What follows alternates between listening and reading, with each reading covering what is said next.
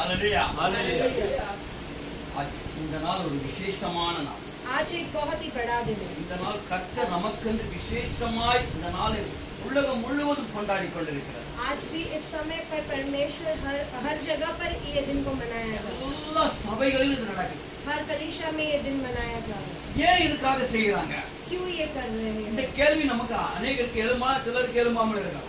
बहुत लोगों को आ सकते हैं, बहुतों को नहीं भी आ सकते. ஆனால் இந்த நாளிலே लेकिन आज के दिन தேவன் परमेश्वर தம்முடைய ஜனத்தின் பாவங்களுக்காக हमारे लोगों के पापों के लिए தன்னையே அர்ப்பணித்தார். अपने आप को उसने समर्पित कर दिया. அவர் தன்னை அர்ப்பணிக்கும் பொழுது जब उसने अपने आप को सौंप दिया था, அவர் பிதாவை நோக்கி மாத்திரம் விண்ணப்பம் பண்ணினார். वो केवल स्वर्ग की ओर और पिता की ओर अपने विनती को रख रहा. ஏனென்றால் क्योंकि அவர் இந்த பூமியிலே வரும் பொழுது वो जब इस संसार में आए थे, பிதாவின் சித்தத்தை நிறைவேற்றத்தான் வந்தார். वो परमेश्वर की योजना को पूरा करने के लिए आए. நம்ம பூமியில வந்து தெரியுமா, हम इस पृथ्वी पर क्यों आए पता है? எனக்கு என் பிள்ளைக்கு என் குடும்பத்துக்கு இதுக்காக தான் நம்ம வந்தோம். हम केवल तो हमारे लिए, अपने बच्चों के खातिर ही. அப்படிதானே? हाँ? ஆனா உலக மனுஷன் எதுக்காக வந்திருக்கா? அந்த பூமியில பிறந்தவனே எனக்கு எங்க அப்பா என்ன வச்சுட்டு போறான், हम इस என் संसार பிள்ளைக்கு நான் என்னத்தை வச்சுட்டு போறேன், हम इस संसार में என் यही பிள்ளைக்கு என்னத்தை வச்சுட்டு हम போறேன். इस संसार में यही देख रहे हैं कि हम हमारे बच्चे के लिए, हर बच्चा सोचता है कि पिता ने मेरे लिए क्या रखा है, और पिता सोचता है कि उसके पिता ने उसके लिए क्या रखा है. ஆனா लेकिन வானத்திலும் பூமியிலும் அதிகாரம் படைத்த தெய்வம், स्वर्ग और पृथ्वी पर जो अधिकार पाया हुआ परमेश्वर, அந்த தேவாதி தேவன், वो स्वर्ग का அந்த परमेश्वर, ராஜாதி ராஜன், राजाओं का राजा, அந்த மனுக்குலத்தின் ராஜா वो राजा இந்த பூமியில வந்து वो इस पृथ्वी पर आकर 3.5 ஆண்டுகள் ஊழியம் செய்தார். 3.5 साल तक उसने सेवा அந்த की. 3.5 ஆண்டுகளிலே वो 3.5 साल भी அவர் ஊழியத்தை முடிக்கும் பொழுது जब वो सेवा को समाप्त कर रहा था, கடைசியாக कड़े जो आखिर में சிலுவையிலே தன்னை அர்ப்பணம் பண்ணினார். सूली पे उसने अपने आप को सौंप दिया. யாராவது சிலுவையில அடிக்க ஒப்பு கொடுப்போமா? कोई भी क्या उस सूली पर अपने आप को सौंपने के लिए कहते हैं? தேவன் பிதாவின் சித்தத்தை நிறைவேற்றினார். लेकिन परमेश्वर ने अपने पिता का योजना पूरा किया. அந்த பிதாவின் சித்தத்தை நிறைவேற்றும் பொழுது जब उस पिता की योजना को पूरा அவர் करते समय சிலுவையில தொங்கிக் கொண்டு वो उस सूली पर लटकते हुए, பூமியில மனுஷன் செய்த பாவங்களை जो पृथ्वी पर मनुष्य ने जितने सारे पाप किए थे, அவர் பிதாவினிடத்தில் சொல்கிறார். वो अपने पिता के पास बोले. பிதாவை பார்த்து சொல்கிறார். वो पिता के पास बोले. நமக்கு அந்த எண்ணமே கிடையாது. அப்படிதானே? हमारे पास तो उसमें से நம்மள कोई- யாராவது ஏதாவது சொல்லியாச்சுன்னா अगर हमें किसी ने कुछ बोल दिया, சொல்லிட்டானே தான் இருப்பமே தவிர हम यही बोलेंगे कि बोल दिया, ஆனா बोल दिया. மன்னிக்கிற தன்மை கிடையாது. हमें तो माफी करने के लिए समय नहीं. ஆனா இங்க என்ன சொல்கிறார் பாருங்க, लेकिन यहाँ पर क्या कहता है? பரிசுத்த லூக்கா எழுதின சுவிசேஷம் लूका का किताब 23ஆம் அதிகாரம் 23वां अध्याय में 34ஆம் வசனம். उसका 34वां वचन, லூக்கா लूका 23 23 में 34. 34वां वचन को पढ़ेंगे. ये परमेश्वर का पहला शब्द है, यीशु मसीह का पहला शब्द है. அப்பொழுது இயேசு, அப்பொழுது இயேசு, பிதாவே இவர்களுக்கு மன்னியும், பிதாவே இவர்களுக்கு மன்னியும், இவர்களுக்கு மன்னியும், தாங்கள் செய்கிறது இன்னதென்று அறியாதிருக்கிறார்கள் தாங்கள் செய்கிறது இன்னதென்று அறியாதிருக்கிறார்கள் என்றார். லூக்கா 23:34.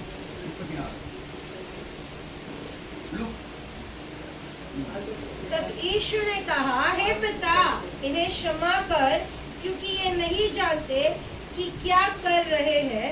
और उन्होंने चिट्ठियां डालकर उसके कपड़े बांट लिए. 34. பிதாவே இவர்களுக்கு மன்னியும். तो पहला शब्द जो परमेश्वर ने सूली में कहा था, वो ये है कि पिता, इन्हें क्षमा करो.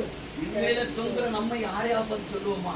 अगर हमें सूली पे लटकाया गया तो क्या हम ये कहेंगे कि इन्हें माफ कर दो? நம்ம இந்த வார்த்தை சொல்ல முடியுமா? क्या हम इस शब्द को कह सकते ஆனா हैं? பாருங்க, தேவகுமாரன் लेकिन ये परमेश्वर का पुत्र பிதாவினால் அனுப்பப்பட்ட ஒரு செல்ல பிள்ளை பூமியில வந்து जो स्वर्ग से भेजा गया, ये लाडला बेटा இங்க வந்து यहाँ पर आकर மனுஷனை பார்த்து சொல்கிறாரு, मनुष्य को देखकर कहता है, அவரை தான் தூக்கி சிலுவையில அறைஞ்சிட்டாங்க. उन्हीं को उठाकर उस सूली पे लटकाया गया था. சிலுவையில இருந்து சொல்றாரு, लेकिन वो सूली पर से ஏ कहता है, பிதா, हे पिता, ஏ பிதாவே हे पिता, இவர்களை மன்னியும். इन्हें क्षमा कर.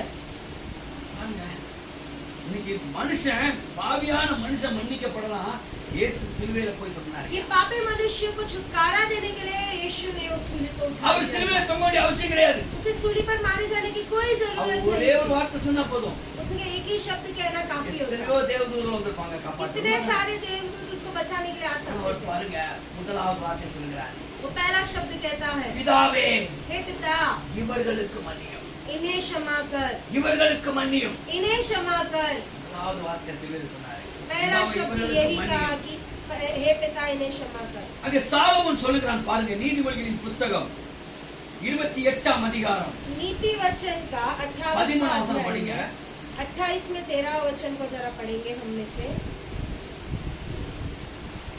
தன் பாவங்களை மறைக்கிறவன் வாழ்வடைய மாட்டான். அவைகளை அறிக்கை செய்து விட்டு விடுகிறவன் இரக்கம் பெறுவான். பாவங்களை மறைக்கிறவன் வாழ்வடைய மாட்டான்.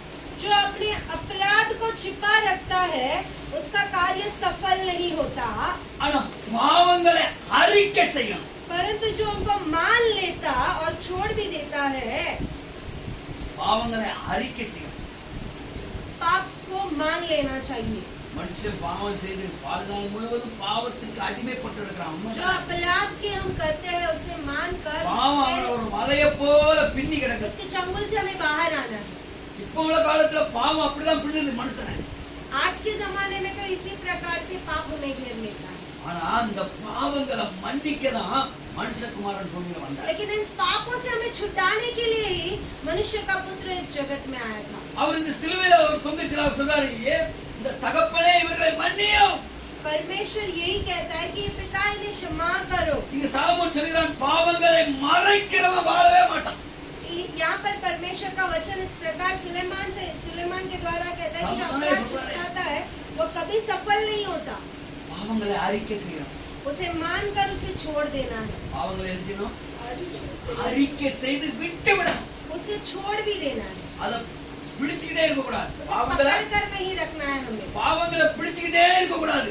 पापों को हमें ऐसे पकड़ के रखना नहीं है। பாவத்தை விடுறதுக்கு நம்ம என்ன செய்யணும்? நம்ம ஒப்பு கொடுக்கணும். पापों को छोड़ने के लिए हमें अपने आप को परमेश्वर के हाथों में அன்பர், ஒரு பாவம் மன்னிக்கப்பட்டது என்று आपके पाप क्षमा हो गए कर कर என்பது ஈஸியா? ये आसान है क्या? பாவம் மன்னிக்கப்பட்டது சொல்றது ஈஸியா? क्या ये कहना आसान है அது உன் படுக்கை எடுத்துட்டு நடன்னு சொல்றது ஈஸியா? எது ஈஸியா? या फिर ये कहना आसान है कि तुम्हारा जो बिछाना है उसको लेकर आगे चलो? எது ஈஸி? क्या आसान है? பாவம் மன்னிக்கப்படுதா ஈஸி? वो आसान है जो परमेश्वर कहता है कि तुम्हारे पाप क्षमा हो गए। ஆண்டவர் நம்மள பார்த்து சொல்றாரு, आज परमेश्वर हमसे பாவத்தெல்லாம் நான் कहता है மன்னிக்கதான்ப்பா. मैं तुम्हारे सारे पापों को क्षमा करने के लिए சிலுவையில தொங்கி इस सलीब पर मैं मारा गया। உனக்காக பிதாவிட்ட மன்னிப்பு मैं கேட்கிறேன். तुम्हारे लिए अपने पिता से माफी பிதா मांगू। பிதாவை பார்த்து சொல்றேன், मैं अपने पिता से कह रहा हूँ, இவங்க என்னைய அடிச்சது உண்மைதான், इन्होंने मुझे मारा, ये இவங்க सच என்னைய बात है। பேசுறது உண்மைதான், इन्होंने मुझे बहुत सारे शब्द सुनाए, இவங்க ये भी என்னைய सच है। நிந்திச்சது உண்மைதான், அவமதித்தது உண்மைதான், எல்லாம் உண்மைதான் ஆண்டவரே. उन्होंने निंदा किया, अपमान किया, सब किया, वो सब कुछ सच ही है। ஆனா இவங்கள மன்னிங்கப்பா. लेकिन आप इन्हें क्षमा करो पिता। சொல்றாரு, இவங்கள மன்னிங்க. वो कहता है कि इन्हें क्षमा करो। காலம் சென்ற அருமையான தினகரன் ஐயா ஒரு பாட்டு சொல்லுவாங்க. हमारे जो प्राचीन काल के टीचर्स दिनकर है उन्होंने ये गीत गाया। அந்த பாடலை பாடுமா? மன்னிப்பு மன்னிப்பு மன்னிப்பு தேவா, மன்னிப்பு மன்னிப்பு தாருமே இறைவா, மன்னிப்பு தாருமே இறைவா, மன்னிப்பு மன்னிப்பு மன்னிப்பு தேவா, மன்னிப்பு மன்னிப்பு தாருமே இறைவா, மன்னிப்பு தாருமே இறைவா. குற்றங்கள் இல்லையே என்று சொன்னால் நம்மைத்தான் ஏமாற்றி நலிந்திடுவோம். குற்றங்கள் அனைத்தையும் எடுத்துரைத்தால் தேவன் குற்றத்தை மன்னித்து வாழ்வளிப்பார். தேவன் குற்றத்தை மன்னித்து வாழ்வளிப்பார். மன்னிப்பு மன்னிப்பு மன்னிப்பு தேவா, மன்னிப்பு மன்னிப்பு தாருமே இறைவா, மன்னிப்பு தாருமே இறைவா. என் சொத்தை தந்திடும் என்று கேட்டான். தன் சொத்தை பெற்றவன் பயணமானான். தன் இஷ்டம் போலங்கே செலவு செய்தான். அவன் தன் வாழ்வை பாவத்தில் மூழ்கடித்தான். அவன் தன் வாழ்வை பாவத்தில் மூழ்கடித்தான். மன்னிப்பு மன்னிப்பு மன்னிப்பு தேவா, மன்னிப்பு மன்னிப்பு தாருமே இறைவா, மன்னிப்பு தாருமே இறைவா. பன்றிகள் மேய்த்தவன் தவிடு உண்டான். தன் தந்தை அன்பினை கனவு கண்டான். மன்னிப்பு கேட்டங்கே ஓடி வந்தான். தந்தை மன்னித்து மகனாக அனைத்து ஏற்றார். தந்தை மன்னித்து மகனாக அனைத்து ஏற்றார். மன்னிப்பு மன்னிப்பு மன்னிப்பு தேவா, மன்னிப்பு தாருவே இறைவா, மன்னிப்பு தாருவே இறைவா. சொல்றாரு, பிதாவே இவர்களுக்கு மன்னியும். पिता से देख करके कहते पिता इन्हें क्षमा करो. 7:19 சொல்கிறது. मीका का किताब उसमें 7वां अध्याय का 19वां वचन में कहता है, திரும்ப நம்மேல் இறங்குவார். நம்முடைய அக்கிரமங்களை அடக்கி நம்முடைய பாவங்கள் எல்லாம் சமுத்திரத்தின் ஆழங்களிலே போட்டு விடுவார். பாவத்தை எங்கோடு போடுவாரா? சமுத்திரத்தின் ஆழம். நம்ம மன்னிச்சோம் சொல்லுவாங்க. மன்னிப்பு பூர்ணமா கொடுக்கணுமா? जब हम कहते हैं कि क्षमा करते हैं तो हम क्या पूरी तरीके से क्षमा कर पाते हैं? அங்க பாருங்க, लेकिन यहाँ देखो, அவர் மன்னிச்சா நம்ம பாவத்தை எங்கோடு போடுவாரா? जब वो क्षमा करेगा சமுத்திரத்தின் ஆழத்துல तो போடுவார். हमारे अधर्मों को समुद्र की गहराई में डाल देगा. சமுத்திரத்தின் ஆழத்துல கொண்டு போட்டாரா இருக்க முடியுமா ஐயா? अगर जब उसे समुद्र की गहराई में डालेंगे तो क्या उसे कोई निकाल कर ला सकता है? ஆண்டவர் சொல்றாரு, பிதாவே, इसलिए परमेश्वर பிதாவே, कहता है, இந்த ஜனங்க தெரியாம செய்றாங்க ஐயா. ये नहीं जानते हैं, இவங்க தெரியாம செய்றாங்க. ये नहीं जानते हैं. இவங்களை மன்னிச்சிருங்கப்பான்னு. इन्हें आप क्षमा कर दो, இவங்களை इन्हें மன்னிச்சிருங்கப்பான்னு आप கேட்டார். क्षमा कर दो करके நம்ம कहता है. பாவத்தை எங்க ஆண்டவர் கொண்டு போடுறாரா? हमारे पापा को परमेश्वर कहाँ लेके जाके डालता சமுத்திரத்தின் है? ஆழத்துல போட்டுட்டாரு. समुद्र की गहराई में जाकर நம்ம அதை திரும்பி திரும்பி எடுக்க கூடாது. हमें उसे जाकर फिर से ஆண்டவர் சொல்றாரு, நான் பாவத்தெல்லாம் சமுத்திரத்தின் ஆழத்துல போட்டுட்டேன். वो कहता है कि मैंने तुम्हारे पापों को समुद्र நீ की செய்த गहराई में பாவத்தை, அக்கிரமத்தை, அநியாயத்தை எல்லாத்தையும் நான் கொண்டு சமுத்திரத்தின் ஆழத்துல போட்டேன். तुम्हारे अपराध மீண்டும் நான் और திரும்பி அதை सब எடுக்க कुछ மாட்டேன். उसे मैंने समुद्र की गहराई में डाल दिया, उसे मैं फिर से नहीं निकालूंगा. பாவங்களை மன்னிப்பதற்காக பிதாவிடத்தில் பரவி பேசினார். हमारे पापों को क्षमा करने के लिए वो पिता के पास लेके कर दिया. இரண்டாவதாக அவர் என்ன செய்தார் தெரியுமா? वो दूसरा शब्द क्या कहता है? லூக்கா लूका का किताब 23 அதிகாரம் उसका 23वां अध्याय में 43 வசனம் படிங்க. 43वां वचन पढ़ेंगे. இயேசு அவனை நோக்கி, இயேசு அவனை நோக்கி, இன்றைக்கு நீ என்னுடனே கூட பரதேசில் இருப்பாய் என்று மெய்யாகவே உனக்கு சொல்லுகிறேன் என்றார். என்ன சொன்னாரு? இன்றைக்கு நீ என் கூட எங்க இருப்பா? பரதேசி. பரதேசினா பரலோகத்துல இருப்ப. वो कहता है कि आज तो मेरे साथ எங்க இருப்பா? लोग में होगा. நீ பரலோகத்துல இருப்பவ. இன்னைக்கு இந்த நிமிஷம் முதல்ல நீ என் கூட இருப்ப. आज से इस समय से तू मेरे साथ स्वर्ग लोक में रहेगा. அவன் பரிசுத்தவனா? क्या वो पवित्र है? என்ன சொல்றாரு? இன்றைக்கு நீ என்னோடு கூட பரதேசில இருப்ப. आज तू मेरे साथ स्वर्ग लोक में होगा. நம்ம அப்படி இருக்கோமா? क्या हम वैसे हैं? இந்த கல்லன் சொல்றான், ஆண்டவர் பார்த்து என்ன சொல்றாரு? மேல உள்ள படிச்சீங்க. अगर आप இவர் நம்மளை போல பாவம் செய்யலப்பா, ஆனா இவர் அடிக்கப்படுகிறாரு, நொறுக்கப்படுகிறாரு. ஆனா இவர் சிலுவையில இருக்கிறதுல என்ன சொல்றாரு? மன்னியும் தான் சொல்றாரு தவிர நம்மளை போல அக்கிரம எண்ணங்கள் கொள்ளவே இல்லையே. அதெல்லாம் அதை அனுசரிச்சு அவன் என்ன சொல்லுவான் பாருங்க, ஆண்டவரை பார்த்து, ஆண்டவரே பரலோகத்துக்கு வரத்துல இது என்ன விஷயம் நினைக்கிறோம் தான் கேட்கான். ஆனா அவர் உடனே என்ன சொல்றாரு? இன்னைக்கு நீ என்னோடு கூட பரதேசி இருப்பார். परमेश्वर अपने उस चोर से कहता है कि वो हमारी तरह पापी तो नहीं था, लेकिन उसने हमारे खातिर, हमारे पापों के खातिर उसने ये सूली उठा लिया है। इसलिए जब वो उससे कहता है कि आप मुझे याद करो, तो वो कहता है कि आज के दिन तो मेरे साथ उस स्वर्गलोक में। 16ஆம் சங்கீதம் 11ஆம் வசனம் படிச்சீங்கன்னா भजन संहिता 16वां अध्याय में 11 वचन को अगर आप पढ़ेंगे तो சங்கீதம் 16:11 भजन संहिता का 16वां अध्याय में 11 वचन को अगर आप पढ़ेंगे तो ஜீவ மார்க்கத்தை எனக்கு தெரியப்படுத்துவீர். என்ன மார்க்கம் ஐயா?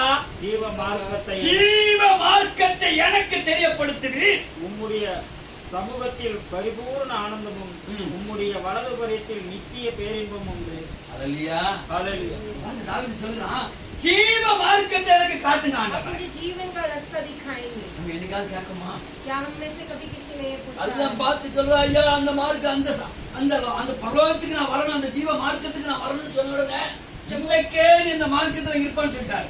जब वो चोर उससे कहता है कि मुझे जीवन का रास्ता दिखाना है, तो वो कहता है कि आज ही तू मेरे साथ स्वर्गलोक में। நம்ம உலகத்தின் வழியெல்லாம் நல்லா பார்ப்போம், அப்படித்தானே? हमने संसार के இந்த सारे வழியில रास्ते போனா को அங்க देख போயிடலாம், लिया। அந்த வழியில போயிடலாம், இந்த போயிடலாம், ஆனா ஒண்ணும் போக முடியாது. हम हर एक रास्ते को देखते हैं, लेकिन कोई रास्ते से जा नहीं सकते। எந்த வழியில நம்ம போனாலும் अगर हम कोई रास्ते से जाए तो भी அவருடைய ஜீவ மார்க்கத்தை பிடிச்சிட்டு வரணும். उसके जीवन के रास्ते को पकड़कर चलना है। அந்த ஜீவ மார்க்கத்தை பிடிச்சிட்டு வரணும். जब हम उस जीवन के रास्ते को पकड़ के चलते हैं, ஜீவ மார்க்கத்தை எனக்கு தெரியப்படுத்துவீர். तो मुझे जीवन का रास्ता दिखाएगा। நம்ம கேட்டா தான் தெரியப்படுத்துவாரு. जब हम पूछेंगे तभी वो हमें दिखाएगा। வண்டியை கொண்டுட்டு போறோம், हम गाड़ी को लेके जाते தாதருக்கு हैं, போறோம், दादर को जाते வழி हैं, தெரியல, नहीं रास्ता पता। போற வழியில நம்ம வாடி போயிட்டே இருந்தா போக முடியுமா? अगर हम हमारे रास्ते पर जाते हैं और हमें जाते ही रहेंगे तो போற வழியில என்ன செய்யணும்? रास्ते में क्या करते हैं? வழி கேட்கிறோம், हम रास्ता पूछते हैं। ஆண்டவரை பார்த்து கேட்கிறோம். आज हमें परमेश्वर से கள்ளம் கேட்ட पूछना மாதிரி है। நான் ऐसा उस பரலோகத்துக்கு चोर ने வரணும் पूछा, ஆண்டவரே. मुझे भी उस நான் स्वर्ग में பரலோகத்துக்கு आना है। मुझे भी उस வரணும். स्वर्ग आना है। நான் உண்மையா அறிந்த கள்ளனா இருக்கிறேன், அறியாத கள்ளனா இருக்கிறேன். मैं तुम्हें जानने वाला चोर हूँ या न जानने वाला चोर? ஆனா என்ன செய்யும்? लेकिन मुझे अब பரலோகத்துல क्या வரத்துல पता? நினைச்சுக்கிடுங்க ஐயா, जब आप उस स्वर्गलोक में जाएंगे, आप मुझे भी याद कर दो। உங்க ஜீவ மார்க்கத்தை உனக்கு பதித்து வருகிறார். ஜீவ மார்க்கத்தை உனக்கு தெரியப்பட்டு வருகிறார். அந்த கடைசி அந்த வருஷத்தை ஒருத்தர் படிங்க. பரிபூர்ண ஆனந்தமும் அந்த சங்கீத भजन संहिता 16 का 11 वचन फिर से ஜீவ மார்க்கத்தை எனக்கு தெரியப்படுத்துவீர். உம்முடைய சமூகத்தில் பரிபூர்ண ஆனந்தமும் உம்முடைய வலது புறத்தில் நித்திய பேரின்பமும் உண்டு. வலது பட்சத்துல நித்திய பேரின்பம் உண்டு. அல்லேலூயா. हालेलुया। நிறைய படிக்க வேண்டிய வசனங்கள், ஆனா நேரம் குறையா இருக்கிறதுனால முடிக்கிறேன். கடைசி ஒரு வசனத்தை படித்தீங்களா? சகரியாவின் புஸ்தகம் 13:7 படிங்க. जकरिया का किताब उसका 13वां जकरिया अध्याय में 13वां 7वां वचन पढ़ेंगे। சகரியா 13:7. जकरिया का 13वां अध्याय का 7वां वचन फिर पढ़े तो பட்டயமே என் மேய்ப்பன் மேலும் என் தோழனாகிய புருஷன் மேலும் எழும்பு என்று சேனைகளின் கர்த்தர் சொல்லுகிறார். மேய்ப்பனை வெட்டு, அப்பொழுது ஆடுகளை சிதறடிக்க போகும். ஆனாலும் என் கரத்தை சிறுவர் மேல் திரும்ப வைப்பேன். வேப்பன் வெட்டப்படுகிறான், ஆனா ஆடுகள்லாம் சிதறடிக்கப்படுகிறது. ஆனால் கர்த்தர் என்ன செய்கிறாரு? உங்க கரத்தை அவர் மேல வைக்கிறார். परमेश्वर अपनी हाथ को उनके ऊपर हमेशा बनाए அதனால रखता சொல்றாரு, கர்த்தருடைய கரம் அவன் மேல இருக்கும். है। उसका हाथ हमारे கல்லன் उसका சொன்னப்பல, हाथ हमारे இந்த ऊपर है। கலனை பார்த்தான்னு சொன்னாரு, இன்றைக்கு நீ என்னோடு கூட பரதேசி. आज तू मेरे साथ स्वर्ग में रहेगा करके कहता है।